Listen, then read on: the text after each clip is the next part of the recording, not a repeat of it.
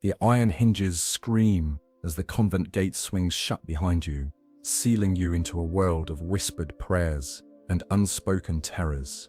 Your bare feet press into cold flagstones, still damp from the morning's rain, and the scent of mildew clings to the air like a warning. A nun glides forward, her robes whispering against the floor, her face a mask of practiced serenity. "You are blessed to be chosen," she murmurs, but her eyes flick over you like a merchant, assessing livestock. "You don't know it yet, but you're not a child here, you're a transaction." This is how it begins. Across medieval Europe, noblemen donated peasant children to convents as acts of piety, or more accurately, as a way to rid their estates of hungry mouths, while earning spiritual brownie points. Your parents might have handed you over during a famine, or perhaps a local lord cleared his lands of excess children after a poor harvest. Historians still argue whether these convents functioned as orphanages, labor camps, or something far darker. But the fragments of records that survive, a scrap of parchment here, a half-burned ledger there, paint a picture of suffering dressed up as salvation. Here's a cold, hard fact to knot your stomach. By the 1300s, some convents housed more peasant children than actual nuns. They were called oblates, a fancy Latin word meaning offered to God, though in practice they were really offered to the whims of the abbess and her noble patrons. And for a bizarre twist, archaeologists excavating one French convent found the nuns' cellar stocked with walnut shells, a luxury snack, while the children's dormitory yielded gnawed rat bones. Guess who ate better? The first night you're handed a scratchy sackcloth shift and a thin pallet near the latrine. The girl beside you, her wrists so narrow you could circle them with your thumb and forefinger, leans close. "Don't cry after dark," she whispers. "Last week, they made a boy lick the chapel steps clean for sobbing during prayer." You almost laugh, because it sounds like a grotesque joke. You won't be laughing tomorrow. Morning comes with a bell's shrill clang, jolting you awake before the sun has even crested the horizon. The nuns herd you into the cloister, where the abbess, a woman with the sharp cheekbones of a hungry hawk, stands waiting. She speaks of obedience, of purity, of the honor of serving God, but her gaze lingers too long on the strongest-looking children, and when she mentions special duties for those who prove worthy, a few of the older kids exchange uneasy glances. Breakfast is a slice of stale bread and a cup of watered ale. The girl from last night, Elizabeth, "You'll learn," nudges you. "Eat fast," she mutters. The brothers take leftovers as donations for the poor, but really they just sell them back to the village. You glance at the high table where the abbess butters a warm roll with deliberate relish. The day's labor begins, hauling water, scrubbing floors, turning the heavy grindstone in the kitchen, until your arms tremble. A nun named Sister Agatha patrols with a willow switch, her lips moving in silent prayer, even as her eyes dart for any sign of slacking. When a boy stumbles under the weight of a full bucket, she's on him in an instant. A switch cracks against his knuckles, and he bites his lip so hard it bleeds. "Pain is a gift," Sister Agatha intones. "It purifies the soul." Elizabeth catches your horrified stare and gives a tiny bitter smile. Wait till you see what they do to the ones who talk back. As dusk falls, you march to the chapel for Vespers. The stained glass saints stare down with empty eyes as the children's voices rise in ragged song. The abbess watches from the shadows, her fingers tapping against a ledger. You don't know it yet, but your name is already in there, neatly inscribed beside a number. That night, as you curl on your pallet, the convent's walls seem to press closer. Somewhere, a child is crying. The sound is smothered quickly. Sleep doesn't come. The morning bell jolts you awake again, but this time, you're quicker, rolling off your pallet before the willow switch finds your back. Elizabeth gives you an approving nod as you fall into line with the other children, shuffling toward the chapel. Today isn't for prayers though. Today is collection day. You quickly learn about the orphan tax, a cruel system where local lords trade peasant children like livestock. At the convent's heavy oak doors, a line of noblemen stewards wait with scrolls listing names and ages. One particularly weaselly-looking clerk with ink-stained fingers unrolls a vellum sheet, and begins calling out names in a bored monotone. Think of it as spiritual redistribution, chuckles Brother Aldous, his jowls wobbling as he oversees the proceeding. He smells faintly of spiced wine and hypocrisy. These generous lords are saving your souls by removing you from your unfortunate circumstances. Historians still argue whether this was systematic exploitation or just medieval bureaucracy at its worst. The mainstream historical record shows these transactions were often recorded as charitable deeds. Noblemen received tax benefits for their donations while convents gained free labor. Here's a disturbing tidbit. Some convents kept detailed records of children's physical attributes, height, teeth condition, even estimated strength. The healthiest ones often fetched higher donations from nobles looking for quality labor. Elizabeth grips your arm as her name is called. "Don't let them separate us," she whispers. But when the weasel-faced clerk reaches your name, his quill pauses. "This one's marked for special training," he mutters to Brother Aldous, who gives you an appraising look that makes your skin crawl. The rest of the morning passes in a blur of frightened children being sorted like grain. Some are sent to the weaving rooms, others to the kitchen. A few particularly small ones are herded toward the infirmary, which you'll later learn is where they're prepared for miraculous healings to attract more donations. As you're dragged away by a silent nun, you catch Elizabeth's desperate eyes one last time. The iron door clangs shut between you, with finality. The silent nun leads you down a spiral staircase, so narrow your shoulders brush against cold stone on both sides. The air grows damp and smells of earth, and something metallic, maybe iron, maybe something else. At the bottom, a heavy oak door stands slightly ajar, revealing flickering torchlight from within. "Welcome to your new home," the nun says, without warmth. Inside, rows of tiny cells line the walls, each barely large enough for a child to lie down. There are no windows, no candles, just a thin straw mat and a bucket in the corner. The other children here move like shadows, their faces hollowed by malnutrition. None of them speak. One girl, maybe 8 years old, presses a finger to her lips, in warning when you open your mouth to ask a question. This is the silent dormitory, where children who talk too much or ask too many questions are sent. The rules are simple.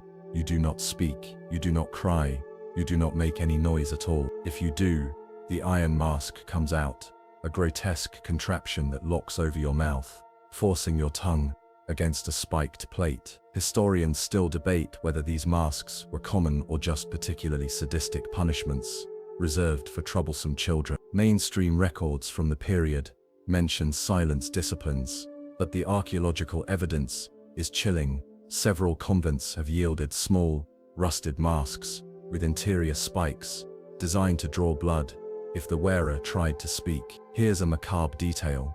Some of these masks had tiny bells attached, so any movement would alert the nuns. You learn quickly. The first night, a boy 2 cells over coughs in his sleep. Within moments, heavy footsteps approach. You hear the clank of metal, a muffled whimper, and then silence. When morning comes, the boy's lower face is crusted with dried blood. He doesn't make a sound as he lines up for work. The work, you soon discover, is worse than the silence. You're put to scrubbing the convent's endless stone floors with vinegar-soaked rags. The acid burns your hands raw, but stopping means punishment. The nuns patrol like vultures, their rosary beads clicking in rhythm with your labored breathing. One particularly ancient sister, Sister Dolores, takes special interest in you. Her gnarled fingers pinch your earlobe as she inspects your work. "You'll learn," she wheezes, her breath smelling of grave dirt and cloves. They all learn eventually. As you scrub, you notice something strange. Faint scratches in the stone near the base of the wall. When Sister Dolores isn't looking, you lean closer. Their names, dozens of them, carved by small, desperate hands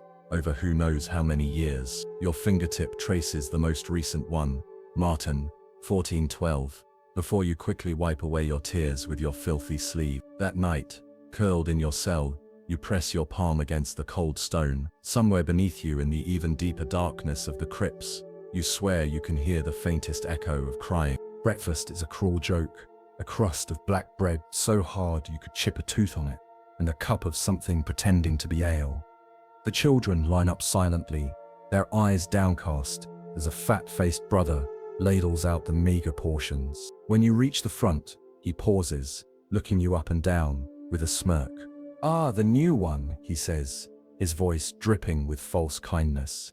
"You'll need your strength today."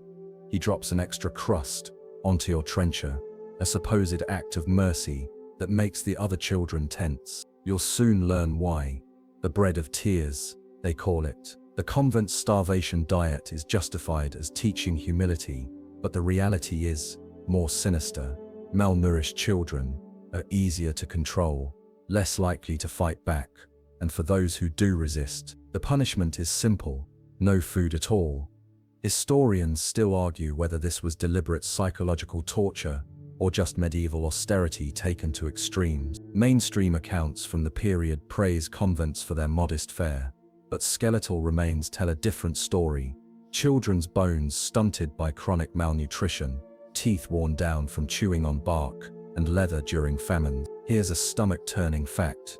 While peasant children starved, abbesses dined on spiced meats, fresh fish, and even citrus fruits imported at staggering cost. Excavations of convent kitchens reveal separate cooking areas, one with simple pots for gruel, another with elaborate roasting spits and sugar molds for desserts. Your special duty becomes clear by mid-morning. You're taken to the abbess's private chambers, where a feast is being prepared for visiting nobility. Your job is to turn the roasting spit, your arms screaming as you struggle with the weight of an entire boar. The fat drips onto the coals, sending up mouth-watering smoke that makes your empty stomach cramp. The abbess sweeps in, her robes whispering across the flagstones. She pauses to inspect the meat, then casually plucks a piece of crackling from the skin and pops it into her mouth. "Adequate," she pronounces, before turning to you. "You may lick the drippings pan when we're done, if you've earned it."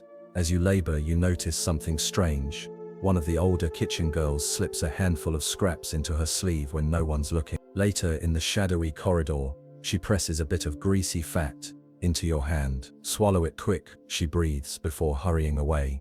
That night, back in your silent cell, you suck every last trace of flavor from your fingers. It's the first time in days you haven't gone to bed hungry. You dream of banquets and bread, only to wake with a start when the bell tolls for matins. As you shuffle to your knees for prayers, you notice the kitchen girl isn't in her usual place. You'll never see her again.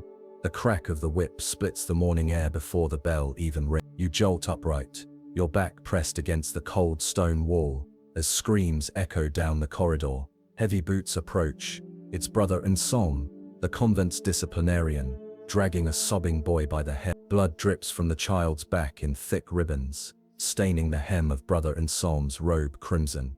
"Let this be a lesson," the monk bellows, his face flushed with righteous fervor. "The flesh must be broken to save the soul. Welcome to the cult of the whipping saint." The convent's library contains carefully copied manuscripts praising early Christian martyrs who embraced the lash. These texts, beautifully illuminated with gold leaf, describe in lurid detail how pain purifies the spirit. What the monks don't mention is that half these manuscripts are forgeries created to justify their brutality. Historians still argue whether these fake texts were produced within the convents or obtained from shady relic dealers. Mainstream medieval theology did emphasize mortification of the flesh, but not for children. The church officially condemned excessive punishment of oblates when anyone bothered to check. Here's a disturbing detail. Some convents kept holy whips on display, crudely carved handles, supposedly containing splinters from the true cross. Scientific analysis would later show the relics were just random bits of pine. Your turn comes sooner than expected. You're caught trying to steal an extra crust for Elizabeth, wherever they've taken her. Brother Anselm practically salivates as he selects his tool, a three-tailed whip with tiny metal beads woven into the leather. "Count each stroke aloud," he commands. "Miss a number, and we start over." The first lash steals your breath. The second draws blood. By the fifth, you've lost track of numbers, so he begins again. Through tears, You notice the other children watching silently, not with pity, but with grim calculation. They're counting too, memorizing how long you last. Survival here is a numbers game. That night as you lie face down on your pallet, sleeping on your back is impossible. The cell door creaks open. A small hand places a damp cloth on your wounds. It stings, but the coolness brings relief. Before you can see who it is, they're gone, leaving only a whisper. Marigold water helps prevent rot. Days blur into weeks of pain and penance. You learn to recognize the different whistles of each whip through the air. The worst isn't Brother Anselm's showy three-tail. It's Sister Marguerite's slender cane that leaves no visible marks but makes your muscles seize in agony. One rainy afternoon, as you're copying scriptures, your hands still shaking from yesterday's punishment, you notice something odd in the margins of the manuscript. Tiny, frantic drawings of children with wings, not angels, but birds trying to escape cages. The illuminator must have been an oblate too. You touch the parchment gently, wondering how many lashes they endured for this quiet rebellion. Moonlight filters through the narrow windows of the weaving room, casting silver stripes across the children's exhausted faces. Your fingers, already raw from the day's labors, move automatically across the loom, threading golden strands through crimson wool. The tapestry taking shape shows saints in glory, their faces beatific, their robes shimmering. No one mentions that those holy garments were woven by hands still bleeding from the whip. This is the night shift, when noble visitors won't see the convent's dirty secret. From dusk until dawn, peasant children produce luxury textiles that will line the coffers of the very lords who donated them. The air hums with the click-clack of looms and the occasional stifled sob. Even crying is dangerous here. Tears might stain the priceless silks. Historians still debate whether these nocturnal workshops were unique to this convent or common practice. Mainstream records boast of medieval convents' fine textile production, but carefully omit the workforce. Modern analysis of surviving tapestries sometimes reveals traces of blood and skin cells woven into the fibers, likely from small, injured hands. Here's a macabre fact. Some convents bred special white silkworms, feeding them only mulberry leaves, blessed by the bishop. The resulting fabric was called angel skin and sold for its miraculous purity. The children who harvested the cocoons, their fingers were often boiled raw from the steaming vats. Tonight, a new girl, maybe 6 years old, is placed at the loom next to yours. Her tiny hands shake as she tries to follow the patterns. When she snaps a golden thread worth more than her family's annual harvest, the overseer nun is upon her in seconds.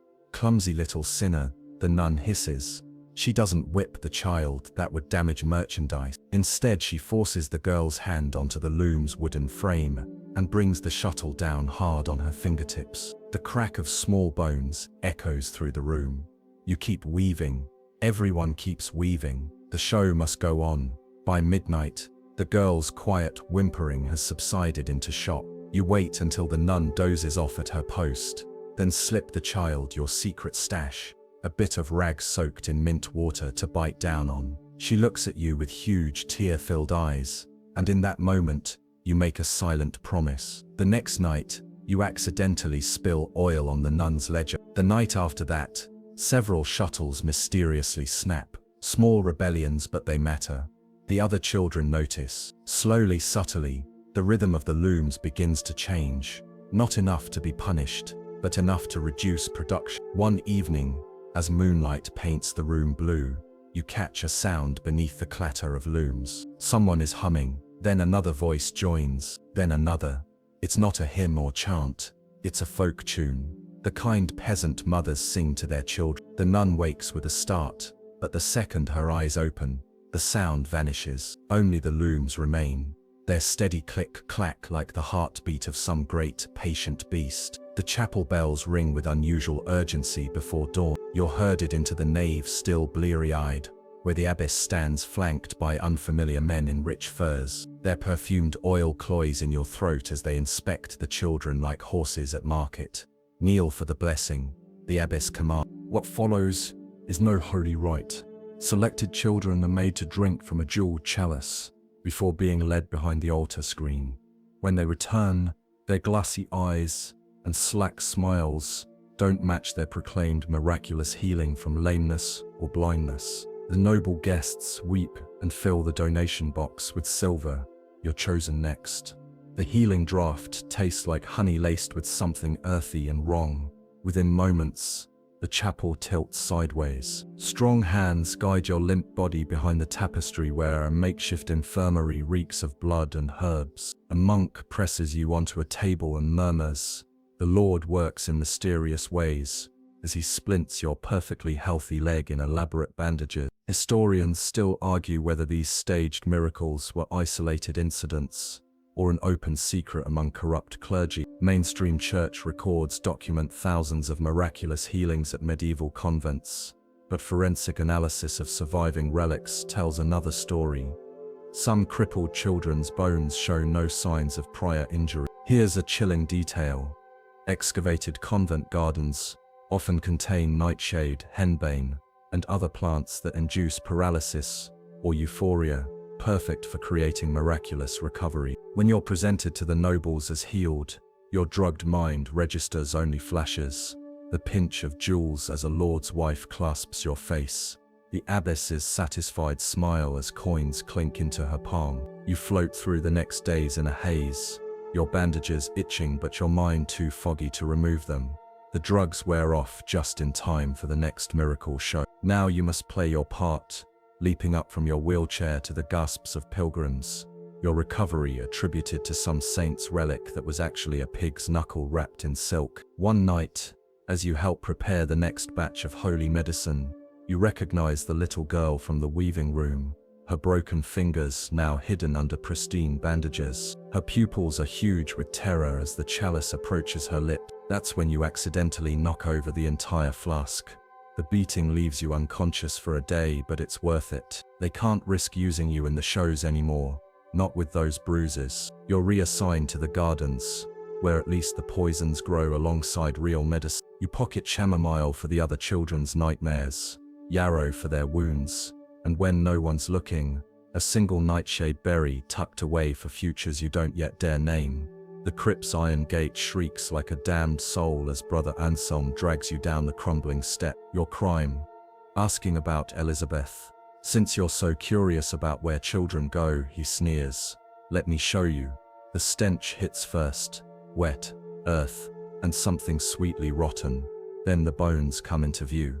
Tiny skeletons stacked like firewood in niches along the walls. Some are centuries old. Others still have scraps of flesh clinging to them. Your foot knocks against a small skull that rolls into a patch of moonlight, its forehead bearing a single neat hole.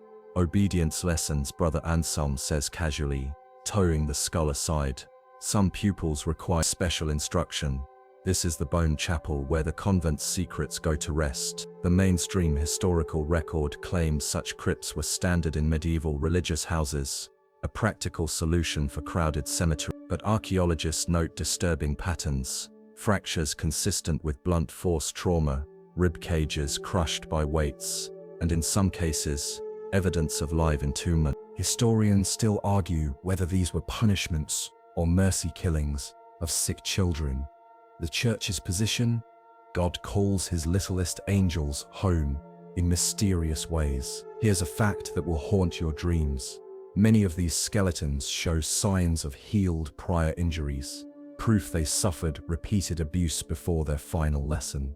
Brother Anselm makes you count the skulls as penance. At 47, your voice breaks. He backhands you into a pile of femurs that clatter like grotesque wind chimes. Start over, he commands. As you whisper numbers into the darkness, your fingers brush something unexpected beneath the bones. Scratches in the stone floor. You discreetly clear the dust to reveal names, dates, and in one spot, a crude drawing of a bird in flight. These children left their marks after all. When Brother Anselm finally leaves you alone to reflect, you explore further. Behind a collapsed section of wall, you find a hidden alcove containing 8 small skeletons curled together. Their arm bones are intertwined as if they'd huddled for comfort in their final moments. One clutches a rotted scrap of fabric, maybe a beloved doll smuggled from home. You return to your cell that night with a new resolve. Using a stolen sliver of charcoal, you begin your own record on the underside of your palette. Every name, every date, every horror you've witnessed. If they bury you here too, at least someone will have tried to remember. The next morning, the convent is abuzz with news. A visiting nobleman's party arrives at week's end. Preparations begin in earnest. Floors scrubbed, bloody-knuckled, tapestries beaten free of dust. And in the bone chapel, fresh limes scattered over the newest edition. You watch as two burly monks carry something small and wrapped in sackcloth down the steps. They return alone. The convent bells toll a dissonant melody as the noble retinue arrives, their horses' hooves clattering across the courtyard stones like a hailstorm of wealth. You stand in the designated greeting line with the other children, your freshly scrubbed skin still stinging from the lye soap. The visiting lord's perfume reaches you first, cloying ambergris and cloves, meant to mask the rot beneath his silk gloves. What devoted little lambs, he coos, pinching a girl's cheek hard enough to leave bruises. His entourage titters as the abbess leads them toward the chapel for private devotions. You know what that really means. These visits follow a sickening pattern. The selection, noblemen peruse the children like a menu, choosing favorites based on some unspoken criteria. The cleansing, selected children are scrubbed raw and dressed in cleanish tunics. The offering, they're taken behind the carved screen near the altar and returned changed. Historians still argue whether these abuses were tacitly accepted or genuinely hidden from medieval society. Mainstream accounts from the period describe noble visits as pious retreats, but peasant ballads tell darker stories, tales of the crying saints and the bishop's midnight mass. Here's a stomach-turning detail. Some convents kept special vestments for these occasions, easily laundered black robes that wouldn't show stains. You're lucky this time, assigned to serve wine in the refectory where the nobles dine. The Lord holds your chin as you pour, his thumb stroking your jawline in a way that makes your skin crawl. Such delicate hands for a peasant, he murmurs. You'd fetch a fine price across the mountains. The abbess laughs like it's a joke. You know it's not. Through the serving haze, you notice patterns. The nobleman's steward slips a heavy purse to Brother Anselm. 3 children vanish after being taken to see the relic chest. The wine is suspiciously sweet, drugged maybe to make the guests bolder. When a drunken knight grabs for you, you accidentally spill hot candle wax across his lap. The beating you receive later is worth it. The distraction lets young Thomas slip out the kitchen door. He's caught by dawn, but for one night, he got farther than anyone in months. As you nurse your wounds in the infirmary, Sister Brigid, the only nun who sometimes shows kindness, whispers a warning. The Duke of Burgundy visits next month. He always takes a dozen.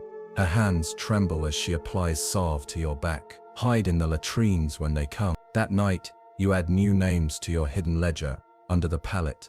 Not just the dead now, but the taken, the sold, the ones who disappear into noble households and are never heard from again. Somewhere in the distance, a child screams. No one reacts. The poisoned chalice gleams in the chapel's candlelight, a beautiful thing really, with its sapphire-encrusted stem and pearlescent bowl. You'd almost admire it if you didn't know its purpose. Drink, child, the abbess commands, her voice dripping with false benevolence. The Lord has called your sister, Elizabeth, home. Your hands don't shake as you take the cup. They trained that out of you months ago. The liquid inside smells faintly of almonds, a scent you've come to recognize from the infirmary's special tinctures. Elizabeth hadn't been sick. She just talked too much about what happened behind the altar screen during the last noble visit. Historians still argue whether convents regularly employed poison, or if these were isolated incidents. Mainstream medieval medical texts contain precise recipes for merciful draughts to ease suffering, recipes that could easily be modified for darker purposes. Here's a chilling fact. Many convents grew monkshood wolf's bane in their medicinal gardens under the euphemism St. Catherine's flowers. You raise the chalice to your lips and let it slip through your fingers. The accident cost you 20 lashes, but the abbess can't risk poisoning another child so soon after Elizabeth's suspicious death. That night in the dormitory, you press your ear to the floorboards as Brother Anselm brags to a visiting priest, and if the poison doesn't take, there's always the angel pillow. His chuckle makes your blood freeze. So peaceful, just pressing down until they stop. A sudden silence, then footsteps approach your palate. You feign sleep, your breath steady despite the hammering of your heart. Rough fingers brush your cheek, then withdraw. The next morning, young Marguerite is found peacefully departed in her sleep. Her pillow smells faintly of lavender and sweat. You begin stockpiling defenses. A sliver of mirror to check for nighttime visitors, a stolen knitting needle hidden in your straw mattress, the nightshade berry from the garden, now ground into powder. When the Duke of Burgundy's visit is announced, the convent goes into a frenzy of preparation. New vestments are sewn, the choicest wines uncorked, and in the infirmary, Sister Brigid weeps as she prepares a fresh batch of soothing tonic. The night before the visit, you slip into the chapel and do the unthinkable. You swap the poisoned chalice with a nearly identical one from the sacristy. The original you hide beneath a loose stone near the cemetery, where the earth is soft enough to dig with your hand. Let them try explaining to the Duke why his special wine had no effect. The baying of hounds splits the pre-dawn silence. You're already awake. You've been awake most nights since the poisoned chalice incident, but this sound sends you bolt upright. Somewhere beyond the convent walls, a child is screaming. You know that voice. It's Thomas. The escape attempt was always coming. You've seen signs these past weeks. Stolen bread crusts, hidden in pallets, makeshift ropes woven from torn habits. The way certain children linger near the orchard wall, calculating, but no one ever gets far. The convent's secret weapon pads into the courtyard now, a pair of massive, black-muzzled hounds straining against their leashes. Brother Anselm calls them God's trackers, but the children know their real name, the soul hounds. Historians still debate whether medieval convents actually bred specialized escape prevention dogs or simply employed existing hunting breeds. Mainstream records mention custodian canines, but peasant folklore describes something more sinister: dogs trained to ignore grown monks, but fixate on the scent of frightened children. Here's a nightmare detail. Some convents fed their hounds a diet mixed with bleve from punished children, creating what one scholar called a perverse bond of predator and prey. The commotion wakes the entire dormitory. Through the barred window, you watch the scene unfold in ghastly tableau. Thomas, limping into the torchlight, his ankle already mangled, the lead hound lunging without command, its teeth finding his thigh. The Duke of Burgundy himself observing from the gallery, sipping wine like it's morning theatre. When the abbess arrives, she doesn't even look at Thomas. Her eyes scan the gathered children instead, noting who looks too interested, too angry. You force your face blank, but your hands remember the weight of that hidden chalice. Punishment comes at midday. They make you watch as Thomas is suspended in the well cage, a wrought iron contraption normally used for lowering buckets. They submerge him repeatedly, letting him gasp just long enough to beg for mercy before dunking him again. Let this remind you, the abbess intones, that obedience is the only path to salvation. But you're not looking at Thomas anymore. You're watching the Duke's steward slip a purse to Brother Anselm. Not the usual bribe, this one is larger, heavy enough to make the monk's greedy fingers fumble. That night, as you pretend to sleep, you hear the whispered plan forming among the older children. The Duke leaves in 3 days. His carriage will pass the Willow Grove. Someone small could hide in the luggage compartment. It's madness. It's hope. You wait until the snores around you deepen, then retrieve your hidden treasures. The nightshade powder, the knitting needle, and now, freshly stolen, from the infirmary, a lancet used for bloodletting. The soul hounds will feast again soon, but perhaps not on a child. The ledger burns your fingertips as you trace the columns of names. You shouldn't be here in the abbess's private scriptorium. But the Duke's visit has everyone distracted. The book falls open to a page marked with a scarlet ribbon, its entries meticulously inked. Marguerite, 10 years, sold to Lord Chevereux, 20 silver. Thomas, 8 years, Duke's collection, 50 silver. Elizabeth, 12 years, terminated, c. 43. Your breath comes in short, sharp bursts as you flip through the vellum pages, every transaction recorded in neat clerical script, every life reduced to a price. The Scarlet Ledger doesn't just track sales, it documents merchandise conditions with chilling precision. Subject 11.1. Vocal resistance, recommend silencing. Subject 89. Fair complexion, preserve skin unmarked. Subject 76. Defective clubfoot, discount rate. Historians still argue whether such ledgers were common or if this convent was particularly brazen. Mainstream medieval commerce records show similar accounting methods for livestock, but the church officially forbade human trafficking. Yet here's the proof, bound in innocent-looking calfskin. Here's a fact that will haunt you. Some pages show careful calculations of maintenance costs versus sale value, determining whether it was more profitable to keep or dispose of a child. A noise in the corridor sends you scrambling. You tear out a crucial page, the Duke's upcoming selections. Just as the door creaks open, it's Sister Bridget, her face ashen. For a long moment, you both freeze. Then she steps aside, gesturing to the garden door.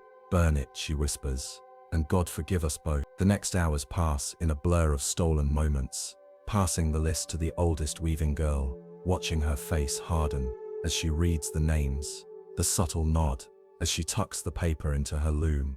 That night, something extraordinary happened. The convent experiences a miracle of its own making. The Duke's favorite hound collapses after supper. May that nightshade berry rest in peace. 3 carriage wheels mysteriously splinter, and most astonishing, every child on the selection list develops convincing leprosy thanks to a clever mixture of flour and chamomile oil. The abbess is apoplectic. The Duke demands compensation, and through it all, the children perform their roles flawlessly, moaning piteously, letting scabs fall into their trenches at meal. You almost laugh when the Duke's physician declares the whole lot unclean. Almost, because now you're watching the abbess's eyes narrow as she surveys her suddenly plague-ridden charges. She knows, not the how or who yet, but and as the Duke's carriage departs empty, you realize something terrifying. You've just made the ledger. The riot begins with a single thrown turnip.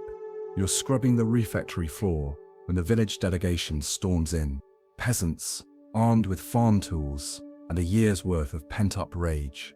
At their head stands a hulking blacksmith, his arms still covered in soot from the forge. In his hands, wrapped in a homespun shroud, is a small, mutilated body. "Recognize your work, holy sisters," he snarls. The corpse was little Martin, sent to the convent last winter as a charity case. His family was told he died of fever, but the body tells another story.